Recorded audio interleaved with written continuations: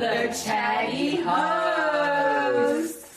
Welcome to another episode of Chatty Hosts, and today's topic is all going to be on coping mechanisms and how we can just take a little bit of self-awareness and see whether our coping mechanisms are actually there for us or if it's actually fighting us and stopping us from getting to our actual potential. So yeah, guys, I'm actually really excited to talk about this topic. I'm also super keen. This is such an important topic. Like, I love it. It shows so much into the way our brains function, how we are as humans and as animals, what our instinct is, the way that our brains process information. It is fascinating. And it gives a lot of appreciation of the human mind, the human self experience. Yeah, I just feel like, I just think that, as you said, it's quite fascinating to just be able to sit back and be like, wow, we react like this, we do things in a particular way. The fact that you also brought animals into the conversation, because like they also like find a way of like reacting to things, coping to things and all of that, which is quite interesting as well. It's dive right into it. So we're gonna start off with where it all started, which was really back in the day when we were little cavemen trying to figure out the world. And basically we've got about 4 proper defenses that come up, and those 4 would be fight, flight, freeze, and then fawn, which is basically standing still, or it's really pausing in your environment. So that's basically where one starts. Especially in my practice in counseling, I've noticed the problem is when you're staying in the back of the brain, which is where those 4 defense mechanisms join, we kind of limit ourselves to move forward in life because we are living in a reactive state, not a actual observant, responsive state, which is more than the front brain here. That's where meditation helps a lot, and also just learning to not react to a situation but think first before making your final decision. Now this is where the whole coping mechanism situation can get out of hand. If we're constantly living in the back mind, we stop ourselves from reaching our potential. This also, sorry if I cut you in your conversations, this reminds me of a book that I read, I think last year, that says what happened to you instead of what's wrong with you, and it touched base on, you know the book? No, I know that book. Oh my god, that book was so legendary. To you instead of what's wrong with you, because that's a very because when you ask them what's wrong with you, it's like, damn, is there something wrong with me? But what happened? What triggered you? Like when you bought all the 4 agreements. 4 agreements, So I just like it threw me back to that book, but you can continue. I just wanted to bring that light up. Guys, please, if you find time, download the book, What Happened to You. It will teach you a lot. So especially in my training in becoming a counselor, there were certain like words we have to use when we're in a session with a client. And that is like what, how, when. Not why, or I think that's important what you said there. It's not the why it happened, because there's no why. There's no why. Don't even go that's why. What detectives do. They have to ask questions. Mental health is not an investigation. No. Well, it is. It's an observation, not an investigation. No. And could you please break down from a psychological point of view, what are the symptoms? So what is it when you fight? What is that kind of behavior? What is it when you freeze? What is that behavior? And then so we can all understand. So especially with fighting, it's in the word, you will fight. So in a caveman situation, let's say for instance you see an animal like a lion in your environment. This is now when your reactive coping mechanisms will step in. So, and that's perfectly natural, like that has to happen. Why we have those is to protect us, okay? Which also brings me to another thing. We need to also understand with our brains, right, that we think our brain is here to make us happy. That's not true. Our brain is here to protect us. So our brain is going to do whatever it needs to do to keep us alive.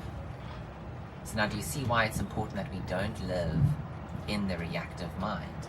Because Imagine, your adrenal system, everything gets activated. So coming back to that example, let's say there's a lion in your environment, your brain now immediately kind of takes over and goes, okay, we're going to have to run, flee, or grab a stick and try to fight and scare it away. Or sometimes in your environment, and this is where we've dealt with a lot of, especially abuse cases, violent cases that I've dealt with specifically. There's a lot of shame when it comes to the fawn response, where it's just standing still. Freezing. No, that's freeze. Fawn is the beg. Oh, yeah. Freeze, These are good. Yeah. Freeze, begging, yeah. And why that? Yeah, that was quite a hectic one for me when I read it. But the freeze part especially, I'll have clients that'll feel like, they're helpless. But when they tell me the situation, it makes sense why your brain had to stand still. Yeah. So, it's just important to know that these mechanisms happen for a reason.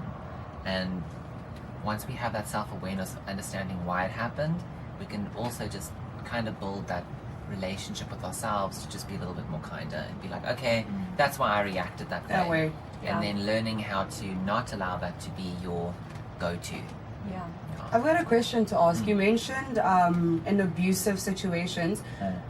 Again, I don't know if it was a movie or something I read, but I think there was a girl that had fallen in love with an abuser, and I think that was a coping mechanism to kind of get out of her head of just fearing this person. I'm actually going to fall in love and try to not be too scared. But I don't know if is that a coping? So that's Stockholm syndrome. Okay, it's when you fall in love in a situation where you are threatened or in danger. So usually if someone's kidnapped and then fall in love with the kidnapper, that is a coping mechanism. It's the way that your body has decided to protect itself, which brings to the conversation of our brains and how what goes on in there is not reality. So our awareness of it allows us to evaluate what is fact and what is a response. So have you come across the term monkey mind? I haven't. So monkey mind is sort of, when you think your monkey mind is like, hey, potatoes, okay, pancakes, tomorrow I'm going to do this, tomorrow this, and this, and this, it's and just this, all over and the this, place. and this, and this. And some of the thoughts you look at and you're like, how am I capable of thinking that? That is either dark or just weird or whatever. That's the monkey mind. So our brains are constantly firing. Networks, everything. So the monkey mind is the part of us that's not conscious. It's the unconscious brain. So our conscious brain can then decide, no, I don't want that in my reality. So it's the stop between thought and action or natural reaction. So if you're on automatic or stuck in survival mode, you don't think through your actions. You're just reacting. See, you're reacting, you're not responding. There's no intention. There's you're just trying to survive. Trying to survive. So that is what these coping mechanisms are, and things like Stockholm syndrome, where you are just trying to survive. And your body will do anything it can at that moment and and imagine that we'll do whatever it can. Okay, so that puts a lot of pressure on your body from a chemical point of view. You've got to understand that, and this is why we encourage a lot of people to come back to the responsive mind. To be responsive, to be like, I've actually got a choice. Because when we're in survival mode, we technically don't have a choice. We literally... we just have to get through it. Yeah, we have to get through, and hope that we get through. So that's always something to just be aware of as well. I've got a question for both of you guys. I'm not going to continue doing this because I need to speak to you guys. So, because it's distracted. When people yell or shout at you, what's your natural response or your mechanism of getting through it? Because personally for me, when someone is coming at me, or for example, I did something wrong and you start yelling at me, automatically I will walk away from the situation because I don't like listening to all of that anger, that aggression, and me also speaking up when you're not going to solve it. It makes me feel so uncomfortable when I did something wrong and someone is just making me feel bad or yelling at me. I'd rather genuinely exclude myself from the situation and leave you go crazy on your own. When you've calmed down, then please address me. I think we're both excited to answer this question. Do you want to go first? That's definitely something that I've realized in my own life. To sit in that discomfort is hard, and one has to understand that that is a huge thing. But I mean, well done for also being like, hey, you know what? For me specifically, I've learned to just become a little bit more vocal. I'm like, I will not let you talk to me like this. I can see you're triggered or you're in a reactive state right now. Nothing's going to be done. I'm going to now just take a walk. Yeah. And come back to me when you're ready. Yeah, you know? that's genuinely That me. also sounds easier said than done because, you know, also in our country itself, you know, we live in quite a violent country. And one can't be like, hey, you're reacting like this without getting some kind of horrible backlash. Reaction. So it's important to just be aware of, again, the context, the person. But yeah, at that point, you need to put yourself first and be like, nope, I'm not going to experience this. Do you guys also then feel like, for example, if Karma and I are like having an outfall and you start yelling and screaming at me and I walk away, does that trigger even more to like an extent where I'm trying to talk to you and you're busy walking out For on me me? personally, yes, because my coping mechanism is fawn.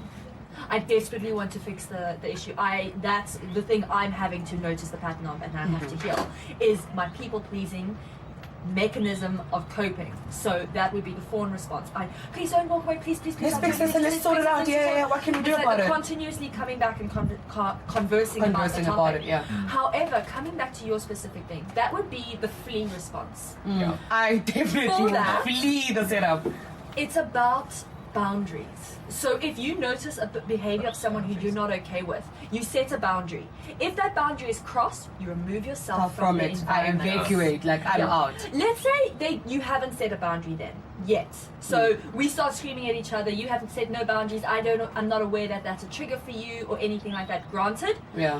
when you raise your voice, it is never okay. Yeah. Ever. In The any minute- situation, raised voices. The minute you've risen your voice, you've lost. Yeah, you are You in the have, wrong. thank you. Yeah, The it's minute you just- raised your voice, you have lost. Yeah. Yeah. Doesn't Beautiful. matter if you are in the right or the wrong, raising your voice shows that you're unable to handle a big emotion and don't know Yeah. how to communicate clearly.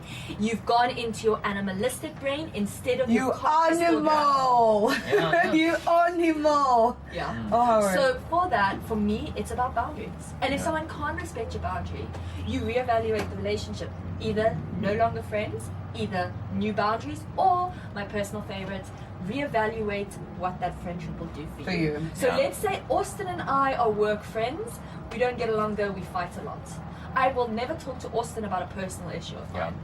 It's- I will rather, he's Keep not it cordial, just yeah, work related, yeah. and that's Yeah. it. That relationship will continue in a work Environment, yeah. then let's say you and I are best friends and you and I party a lot together, so we're Yeah. like party friends, Yeah. but I've never been able to give you emotions and you've never been able to take my emotions or you've never been able to be there for me. Then my friendship with you will still count to me, but you'll be my party friend. That's it. So we I'm just not go gonna party call you when together. my mom passes, or if I okay. need like a proper emotional connection, boost, yeah. It will not. You're not going to be the person I go to. So you evaluate the friendship and the situation for what serves you, because ultimately it's about you. You can think about other people's emotions and stuff, but ultimately you Because need to look can't after yourself. control other people's emotions. And that's just to like a personal experience. I've got this friend that I went to high school with. We were great. Like lunchtimes would always chill. But I picked up a pattern with him like years later now that we're friends. He's became rude over the time. I just don't like how narcissistic he is. And I called him out on it. And just recently, we were all in a setup where we were all together as friends. And then he comes to me and he smiles as if nothing happened. I'm just like, I can't take you serious because number one, you don't acknowledge the fact that you've disrespected me. And because we're in a setup together, I'm not going to be rude to you, but just don't speak to me. I'm not here for you. I'm acknowledging your existence, but you and I could never be friends anymore. And that's genuinely it. Just don't breathe in my direction. Yeah. Just don't do it. Yeah. And you're entitled to that. Yeah. You can set your environment and your boundaries. But I think it's also important. It's the duality in the situation. It's the understanding of the trauma of that person Yeah. as well as your own behavior and understanding you're not responsible for it and it's not okay for them to treat you badly. Yeah. But still having that compassion of, and that empathy. Like, yeah, it's about how you do it. So Yeah. I saw this quote and it's beautiful. I won't quote it directly, but I'll do my best. Try. Yeah. It says, your boundaries need not be an electric fence. They can be a silver lining that Yes. says, respect my space. Yes. You That don't is need to powerful. react. You can say, no. Yeah. No. Just, no. this does And not you don't have work. to So- explain yourself either. You said Just like- your boundaries does not have to be an electrical fence. Yeah. Yeah. So it doesn't always have to sting or electrocute, but just get Hey. get away not, from me. It's not me screaming, Boitie, no, stop! It's, Yeah. Boitie, your interaction with me was not appropriate. Yeah. Don't I would appreciate like it. you to reflect on it, or please do not come into my environment. Love that. Yeah. So Yeah. it's about how it is. Yeah. However, one thing I think would be very interesting for our audience. Yeah. What do we feel our coping mechanism is? Do we feel like it serves us? And what are we doing to create a healthier relationship with that coping mechanism? Well, I would say my coping mechanism from back in the day was either to switch off completely, so it was freeze, or run away. Especially the run away part, it's definitely caught up to me lately. So you can't really run away from your problem. Reality. Yeah, you got to actually face it, and that's really where I'm at right now in my journey, is sitting with it, actually saying, no, this doesn't work for me. I just had a very sour grape, sorry. And Yeah. that takes courage. You've got to understand that sometimes you'll be thinking, oh, I'm making all of these changes and the backlash is really hectic. You've got to understand that changing behavior is going to be work. And that's just part of life. And that's something that we just need to kind of give ourselves a pat on the back for. Like, hey, I'm making a change in my life. We can't expect it to just fall on our laps. It's going to take time. It will fall Yes. over when it's the right time. The Yeah. integration period. All in Yeah. its time. So my coping mechanism, as I've said, when it comes to arguments, misunderstandings, if the situation or environment feels very uncomfortable, and that's when someone makes me feel like, oh my god, you're really making me feel dumb. I'd rather walk away. You're making me feel small. I don't appreciate that. So I'd rather walk away till you calm down, and then I'll come back and we'll address it. But in situations where we have a problem, it needs a solution. I am always on top of my game. Let's fix this right now. I don't care how aggressive I might come across, but we need to solve this now. We'll deal with our emotions later. Let's deal with the problem at hand now. I'll apologize later if it was rude or I said something inconsiderate, but let's sort this so we can move on. And it has worked for me so great because I don't like dwelling on problems. It's like, Yeah. why are we dwelling on it? Like, why are we complaining? Why are we panicking? that It's not going to energy that you change. put onto it. Exactly. Yeah. That's it. So what's yours? I love that. I would say I go through a combination depending on it. So for some context, I have PTSD. So my brain can function through my conscious mind and my unconscious mind depending on my trigger. So first for me is identifying the trigger. I've gotten better at coping with that, catching that, but healing is not linear. Well, that's It's it's circular. So for me, right now, I'm struggling with fawn. I would say that when I get triggered or reactive in any sense, I am desperate to fix it. From my people's pleasing side, from the trauma I've experienced, my immediate reaction is solve this issue, make it better, take the pain away. Wait, yeah. Take So I will responsibility on. chase Yeah. someone down the street being, please talk to me, please. Just one last thing, please, can't you see it my way, can't you? Yeah, can't we walk Can't you around fix it? Yeah, Just let's- and I see how much that deserves me. And over time, for the last couple years now, I feel like I'm actually getting somewhere with it. I'm noticing the ability to see my trigger, pause, Yeah. and evaluate. Coming here. Am I needing time to really figure out what I'm feeling and how things are processing inside me? Or am I needing to talk about it now? Because some things need to be talked about now. Right Other now. times, you still got to figure it out in your own head. Yes. Process it. Yeah. So I try to slow down and notice the patterns, the triggers, and then evaluate. Other times, I will fight. If you trigger like a bad trigger for me, I would say I unravel and I lose it. And afterwards, it's embarrassing. And it shouldn't be. Yeah. Firstly, your rage is not embarrassing. Your anger is not it's embarrassing. quite valid. Do not feel guilty about it. Work on it. Yeah, But do Mm. not feel guilty about it. When you're learning to drive, you don't feel guilty about doing it terribly and holding up the whole traffic and the entire You're town. still learning. You're learning. Learn. Relearn. Recondition. Recondition. Yeah. I was in a situation yesterday. I was at the F&B, and I was like, something triggered me, and I was talking to my friend. I was like, I need to vent to you about something. And then she's like, what's wrong? And I used the F word, like, because I was pretty upset. Yeah. And then this lady that is standing there depositing, she's like, excuse me. I said, ma'am, Yeah. you I would have no- lost much. you have zero right, to Just tell me into how my I conversation. feel. Yeah, no. Yeah. First of all, you jumped into my conversation. Yeah. And because I'm upset doesn't mean that you're calm and I must make you happy when I am furious right now. Number two, I'm in an environment where there are no young kids, and I'm allowed to express myself. You can easily continue doing what you're doing, but I'm a grown up. I'm not 26 for no reason. Yeah. I am allowed to swear if I want to. Yeah. Yes. That lady tricked. It's like, excuse But me. that brings up an important one of noticing another person's trigger, because obviously she got triggered. Like, Yeah. You can tell her She stopped what she was doing. washed her mouth out with soap. Yeah. That was that trauma. She was like, oh my god, the soap is coming! Ah, shush! My parents! Is coming. Yeah, so she was obviously triggered by that. Yeah. So from your point of view, you were able to be like, okay, Yeah, hold What on. we're not gonna do is this. Yeah, your- we're not this is not your. You don't need This to is not take your on past. my energy. Yeah, like You can continue. actually hold your own space. She was literally depositing money. She paused and she looked back. She's like, excuse me. I was like, who are you talking to like that? Yeah, like, I'm not your child. I'm not also your friend. Yeah. And that's an interesting one, actually. Being able to get to a point where you can allow another person to exist and express themselves, whether it's correct or not correct to yeah. your own values, without reacting. So it's that if you come to me and you start screaming, oh my god, this person did this terrible thing, I'm not gonna be like, how dare you scream at me? Because it's not yes, about Yeah, you. yes. It's it's in not that about- moment. It's not about Thank me. you. I wish I could have just told her it's not about you. See, that's the thing with the reactive mind. We literally take it on. Mm. It's ours.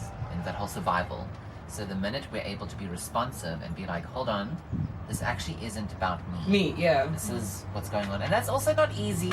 It's not easy when we start to go like, hold on, the situation isn't me. So just understand that it is a process, but the minute you kind of, and it'll happen, you get that click where it's like, oh, I actually don't have to take this on right now, I'm giving it back to whoever.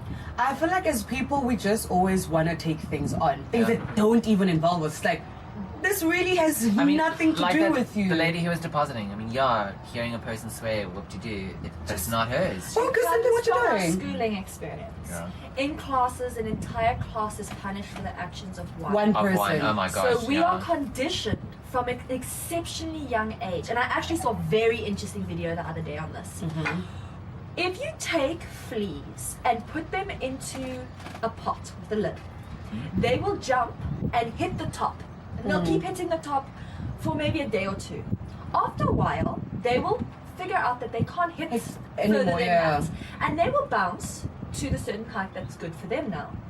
Never again in the entire life of those fleas will they bounce above that height. They Gee. program We spent 12 years in school. The conditioning we Yeah. received through this experience, good and bad, I'm not even going to go into Yeah. that. Yeah. But specifically discipline is taught to us in masses. So you are all getting detention for the behavior of one. You are all not going on the outing for the behavior of one. So we leave and we suddenly feel the need to reprimand another person. No, you can't do that. Don't do that because Yeah. we're all gonna get in I'm trouble. gonna get Yeah. When in reality, it has that's got nothing to do with you. It has zilch to do with Yeah, if I see a couple screaming in the street, I'm not going to be like, guys, Relax. let's work on our coping mechanisms. They'll fucking slap me in the face. They won't. No. you. They don't care. They're already No, no, angry. no. You might just get Yeah, and please slap me in the face if I come and argue into with you your. about your argument. But the point is, it's about you. And once you come back to you, which brings into our last topic about Self-awareness, also and self-awareness. We'll put them both up here. When it comes to that, you learn what is yours and what is not. That's not yours. Yeah, Pick your where are battles your well. boundaries? Yeah. I like that. Pick your battles Pick well. your battles. This has been great, guys. So that's been our topic for the day. Yeah, so again, like and subscribe. So Is there anything else you'd like to I add? do have one more point on that. Quickly. Just the controversial side of it. Our brains, as you said in the beginning, are made to protect us. Yeah. It is out of love that they will sometimes screw up the way that the chemicals and stuff behave in our brain. And what the environment is saying. Yes, it is love and compassion that yourself is giving yourself unconditionally. You are not in any way obligated to cling on to that out of like a sense of, oh, but I did it for myself. No, let it let you free. If you had enough love to create a safe environment, even if it's a lie, you have enough love to get yourself out that environment, heal, and live from an active, conscious point of view rather than a subconscious, reactive point of view. Amen. That wraps the whole show up. Yeah, sure. There's the whole show. Guys, you say the thing. Okay, so now you can like and subscribe and hope that we see you guys again. Become returning subscribers. Thank you. And tell your friends, your uncles, your aunts. This is a great space for you all to listen to. Great conversations. Let's heal and grow together. Yes. Bye. Bye.